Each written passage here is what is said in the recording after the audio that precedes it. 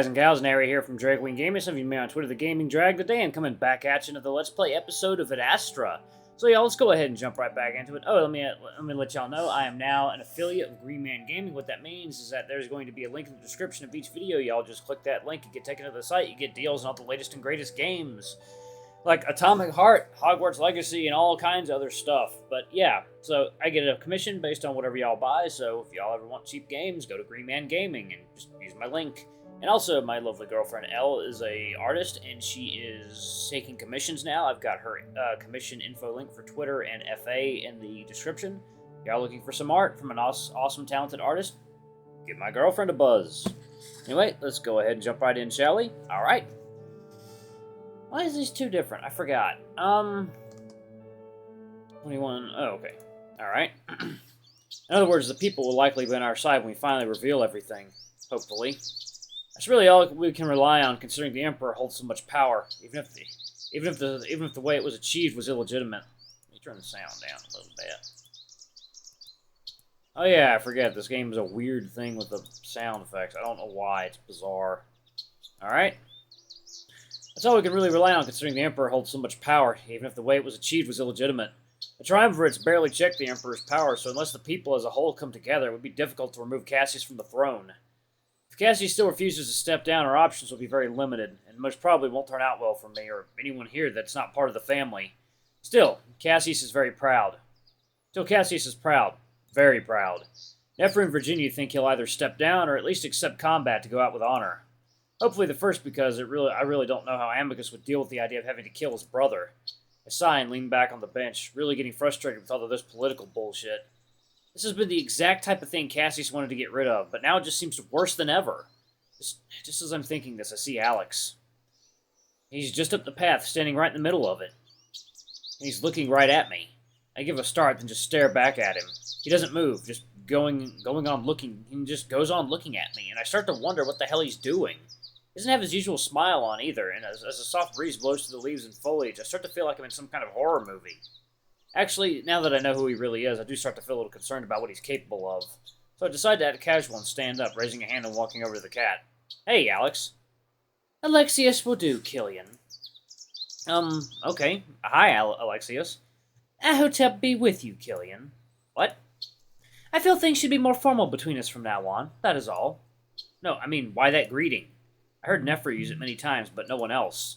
You are a Kyliian, are you not? That gives me pause. Oh, yeah, I guess I am. The cat smirks. Odd, you seem to have forgotten your own citizenship. Shrug. Still getting used to it. I mean, it's something that even some siblings desire, and not to mention children, or even the uncontacted. I raise an eyebrow. That's so. Certainly. Who wouldn't want to be part of the most spoiled civilization in the galaxy? I sigh, still tired from thinking about all this political maneuvering. Playing games with Alexios is the last thing I want to do right now. Cut the bullshit, Alex. What do you want? Excuse me? You're excused. I walk past the cat, listening to him sputter in surprise. You have some nerve to talk to a sibling like that. I frown, glancing back. What's that supposed to mean? You're not even a child. You throw your weight around here like you're the most important person in the palace. I laugh, loud. I see the cat's ears pinned back. Are you fucking kidding me? All of you assholes have been throwing me around with all your plots and fake niceties. I'm just trying to survive. Also, last I checked, Kyliians are all equal, so I don't really give a shit if you're a sibling. Alex looks completely taken aback, which is completely satisfying. And haven't you always implied that the wolves are fucked up for looking down on their children and treating them like slaves? Alex coughs to clear his throat. My apologies. I simply lost my temper for a moment. You're just being a bit rude. Or maybe deep down you're just as speciesist or whatever as the wolves. Even though you try to pretend you're not. Nephru's the same way. Even I'm surprising myself a little. It's like the lid is finally blown off and I'm just using Alex to vent all my frustrations with this place. What has gotten into you, Kylian? There's a long pause and I finally sigh, rubbing my face. Sorry, I think I'm losing my mind here. For the first time in a while, I see the cat crack a genuine smile. I can tell you then that you're not meant to be a diplomat. Definitely not. For a moment, I feel that odd, familiar kinship I had with the cat not even a few weeks ago. I do believe that any other situation, and one where we're not spies, Alex and I could have been really good friends. I know that can't be the case now, though, so I stop smiling and look Alexios right in the eye. But seriously, what do you want? I can tell you're trying to get something out of me. Alex becomes serious, too, smile fading. He considers me for a long while, probably realizing that I'm not going to play his little game.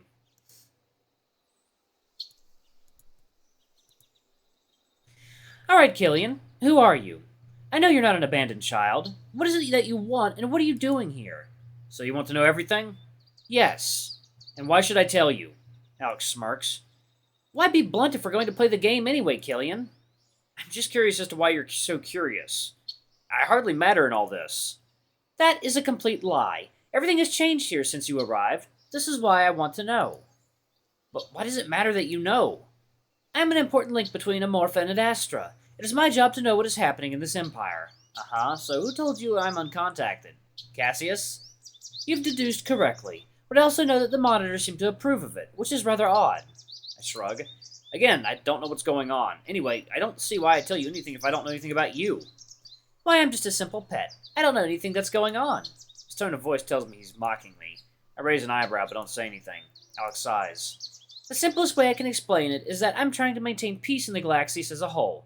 That mainly involves watching the motives of the wolves. Why's that? Because they can be dangerous.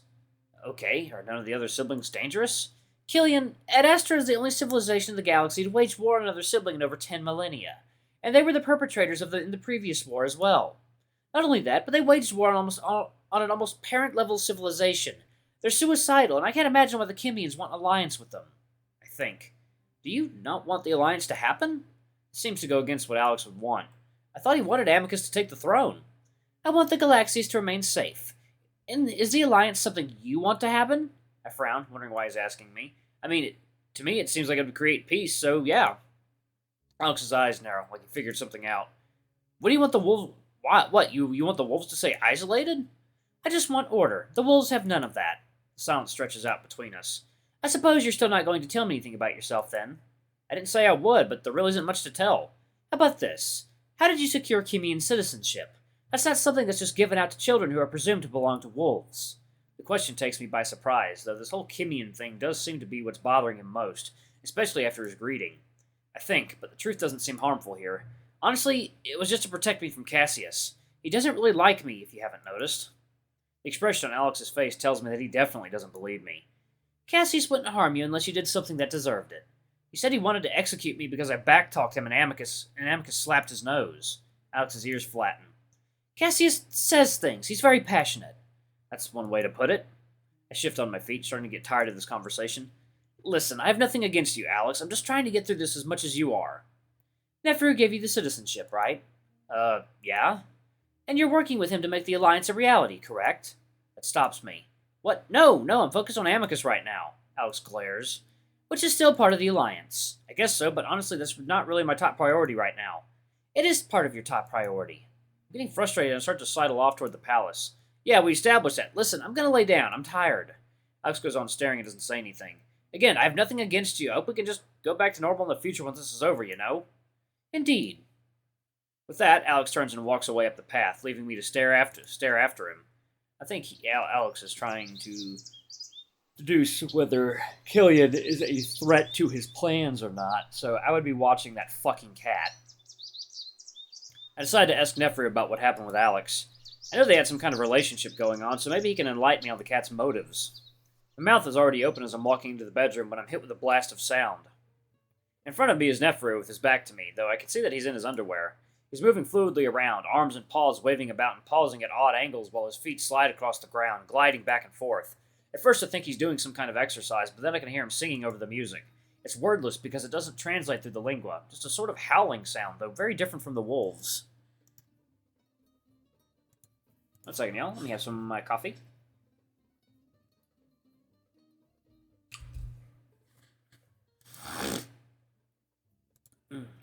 It's very loud, and it's a wonder I couldn't hear it in the hallway. It doesn't necessarily sound bad, but I can tell Nephru isn't putting much effort into making it sound nice. Still, I feel like I'm walking in on something private, so I consider backing out. Of course, that's when he spins around and immediately spots me standing there in the front of the door, my mouth still open. Quickly, I fix my face into a pleasant smile, trying to act casual so I don't embarrass him. Oh, hey, Nephru, I pause as I see Nephru grinning back at me. I was just, you okay?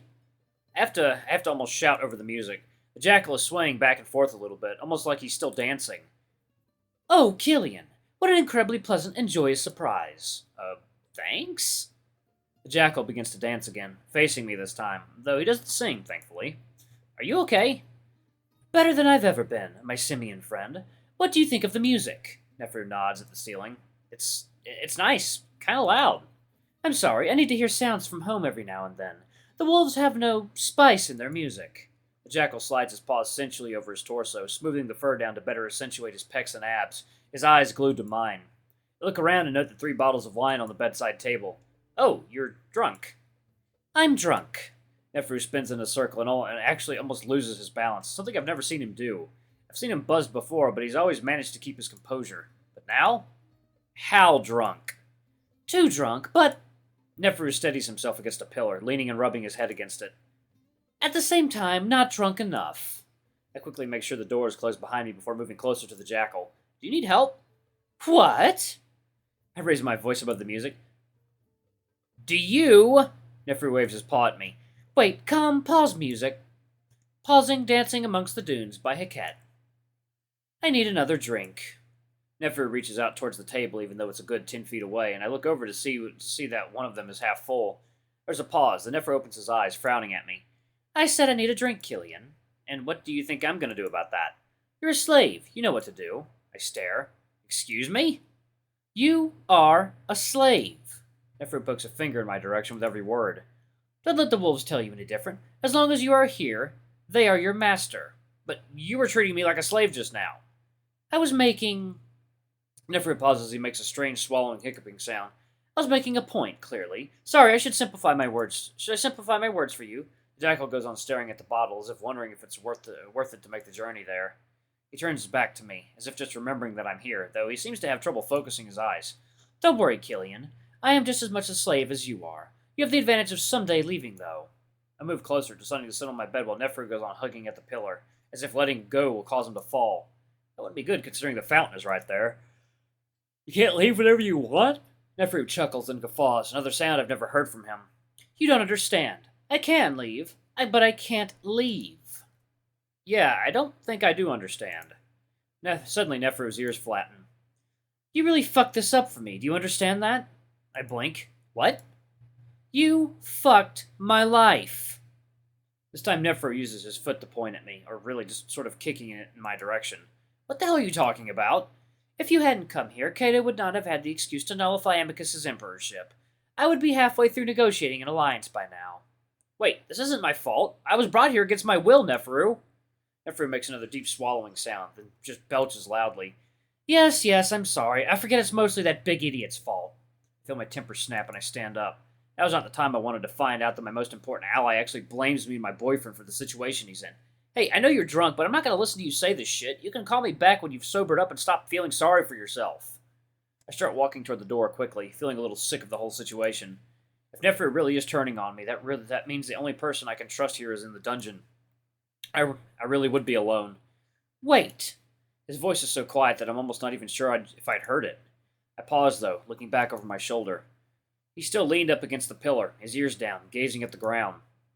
I'm about to ask him to repeat himself, but that's when he suddenly lets out a gasp and slides down the pillar to his knees.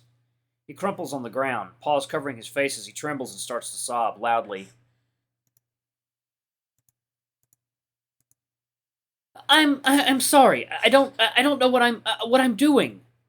I stare, open-mouthed, watching the jackal cry for several seconds. Apparently too drunk means way too drunk.